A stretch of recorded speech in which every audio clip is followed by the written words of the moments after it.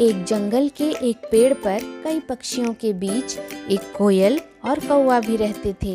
सवेरे होते ही कोयल अपनी मीठी आवाज़ से सबका मन मोह लेती थी। वो जब गाने लगती तो सारे पक्षी और जानवर बड़े प्यार से उसका गाना सुनते।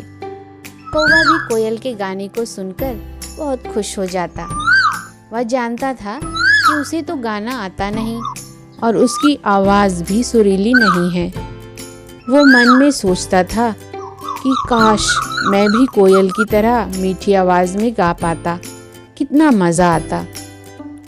उसने इस बारे में एक तोते से राय मशवरा किया।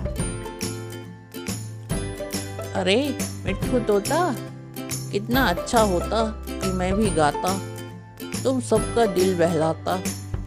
लेकिन अफसोस, मुझे गाना ही नहीं आता। क्या मैं गाना सीख सकता हूँ? अरे यार, ये कौन सी बड़ी बात है। तुम चाहो तो गाना सीख सकते हो और नाचना भी सीख सकते हो। मेरी तरह नचाना भी सीख सकते हो। बाज की तरह हवा में गोता लगाना भी सीख सकते हो। अरे भैया, मुझे तो बस गाना सीखना है। कोयल रानी बड़ा मीठा गाती है। यदि वो मुझे सिखा दे तो सभी पशु पक्षी मेरे दीवाने हो जाएंगे। बहुत सही सोच रहे हो। जब तुम गाओगे तो पूरी तरह छल जाओगे। कोयल को अपना गुरु बना लो और अपनी मीठी आवाज से सबका मन मोह लो भाई। इस तरह तोते ने भी कौवे को चने के पेड़ पर चढ़ा दिया और कौवे ने गाना सीखने का पक्का इरादा कर लिया और कोयल के पास पहुंच गया। कोयल रानी, मैं रोज तुम्हारी मीठी आवाज में गाना सुनता हूँ और दिन भर प्रसन्न रहता हूँ। मैं तो तुम्हारी आवाज का कायल हूँ। मेरा एक निवेदन है, यदि आप मानो तो कहूँ। पहले बोलो, इसके बाद मैं विचार करूंगी। यदि मानने लायक हुआ तो जरूर मानूंगी। दरअसल बात यह है कि मैं आपसे गाना सीखना चाहता हूँ। यदि मुझे आप अपना शिष्य बना लो तो मेरी किस्मत का पंताला खुल जाए। आप सिखाओगी, मैं गाऊंगा और आपकी ही तरह सारे जंगल का मन बहलाऊंगा। कौवे का निवेदन सुन कोयल को आश्चर्य तो हुआ और वह कौवा का मुंह देखने लगी। कौवा भाई, अगर आप सीखने के लिए तैयार हैं तो मैं भी सिखाने के लिए तैयार हूँ। कल से शुरू करें? बहुत बहुत आभार। आज से आप मेरे गुरु हुए और मैं आपका शिष्य। मैं आपकी सेवा में हाजिर हो जाऊंगा। आपकी कृपा से मैं भी सुरीला हो जाऊंगा। दूसरे दिन कौवा कोयल के सामने हाजिर हो गया। कोयल ने गाना सिखाना शुरू किया।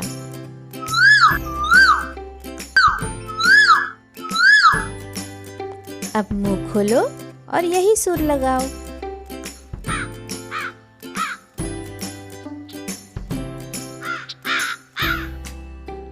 ये तो अपना ही सुर लगा रहे हो। मेरी जैसे आवाज में कोशिश करो।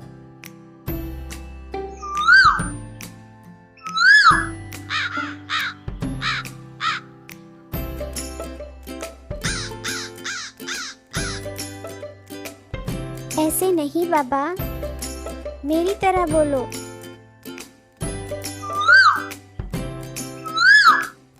इस तरह से बोलो।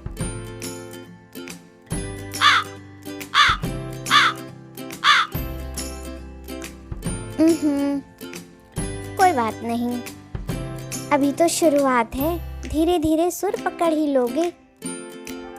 वहीं पास में बैठा उल्लू इन दोनों की बातें सुन रहा था और मन ही मन मुस्कुरा रहा था।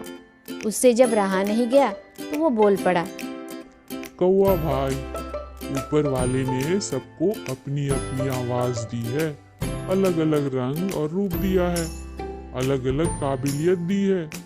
मेरी बात समझ रहे हो ना? बात तो समझ रहा हूँ, लेकिन कहते हैं गुरु के बिना ज्ञान नहीं होता। गुरु तो मैंने बना लिया है। अब इनकी कृपा से गाना तो कभी ना कभी सीख ही जाऊंगा। आपको भी सुनाऊंगा, सारे पक्षियों को सुनाऊंगा, सारे जंगल को सुनाऊंगा। ठीक है भाई, मैं उस दिन का इंतजार करूंगा।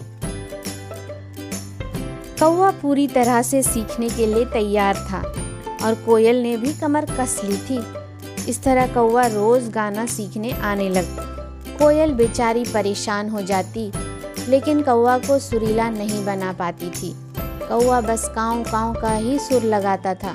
पेड़ पर बैठा उल्लू बार बार मुंह बिचकाता था। इस तरह महीने बीत गए, लेकिन कौवा बेसुरा का बेसुरा ही रह गया। उसकी कुदरती आवाज़ थी, वो बदल ना पाई। कोयल बेचारी कौवा को सुरीला तो नहीं बना पाई, लेकिन वो खुद अपनी आवाज़ भूल गई। वो सुर लगाती, लेकिन उसकी आवाज़ बिगड़ जाती थी। देख लिया कोयल रानी, कौवा तो कभी गाना सीख नहीं पाया, लेकिन तुम अपना गाना भूल गई। कौवा कभी कोयल की तरह नहीं गा सकता। उल्लू भाई, तुम सही कह रहे हो। इस कौवे को सिखाने के चक्कर में मैं अपना गाना भूल गई। अब मुझे अपना सुर सीखने के लिए फिर से बड़ी मेहनत करनी पड़ेगी। इस कहानी से हमें यही सीख मिलती है कि किसी की तरह बनने की कोशिश नहीं करनी चाहिए। आवाज कुदरत की देन है, इसलिए ये बदली नहीं जा सकती।